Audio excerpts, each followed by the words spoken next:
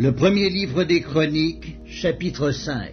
Fils de Ruben, premier-né d'Israël, car il était le premier-né. Mais parce qu'il souilla la couche de son père, son droit d'aînesse fut donné au fils de Joseph, fils d'Israël. Toutefois, Joseph ne dut pas être enregistré dans les généalogies comme premier-né. Juda fut, à la vérité, puissant parmi ses frères, et de lui est issu un prince. Mais le droit d'aînesse est à Joseph. Fils de Ruben, premier-né d'Israël, Enoch, Pallu, Etzron et Carmi. Fils de Joël, Shemaïa, son fils, Gog, son fils, Skiméi, son fils, Miché, son fils, Réaja, son fils, Baal, son fils, Béhéra, son fils, que Tilgat-Pilneser, roi d'Assyrie, emmena captif. Il était prince des Rubénites. Frères de Béhéra, d'après leur famille, tels qu'ils sont enregistrés dans les généalogies selon leur génération, le premier, Jéhiel, Zacharie, Béla, fils d'Azaz, fils de Schéma, fils de Joël. Béla habitait à Aroër et jusqu'à Nebo et à Baal-Méon. À l'Orient, il habitait jusqu'à l'entrée du désert depuis le fleuve de l'Euphrate, car leurs troupeaux étaient nombreux dans le pays de Galaad. Du temps de Saül, ils firent la guerre aux Agaréniens qui tombèrent entre leurs mains. Ils habitèrent dans leurs tentes sur tout le côté oriental de Galaad.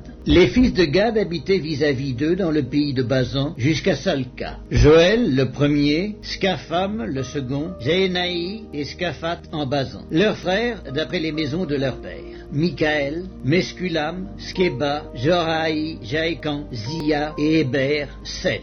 Voici les fils d'Abikaïl, fils de Uri, fils de Jaroach, fils de Galaad, fils de Michaël, fils de Yeskiskaï, fils de Yakdo, fils de Buz. Aki, fils d'Abdiel, fils de Guni, étaient chefs des maisons de leur père. Ils habitaient en Galaad, en Basan et dans les villes de leur ressort et dans toutes les banlieues de Saron jusqu'à leurs extrémités. Ils furent tous enregistrés dans les généalogies du temps de Yotam, roi de Juda, et du temps de Jéroboam, roi d'Israël. Les fils de Ruben, les Gadites et la demi-tribu de Manassé avaient de vaillants hommes, portant le bouclier et l'épée, tirant de l'arc, et exercés à la guerre, au nombre de 44 760, en état d'aller à l'armée. Ils firent la guerre aux Agaréniens, à Gétur, et à Naphish, et à Nodab. Ils reçurent du secours contre eux, et les Agaréniens, et tous ceux qui étaient avec eux, furent livrés entre leurs mains. Car pendant le combat, ils avaient crié à Dieu, qui les exauça, parce qu'ils s'étaient confiés à lui. Ils prirent leurs troupeaux, 50 000 chameaux,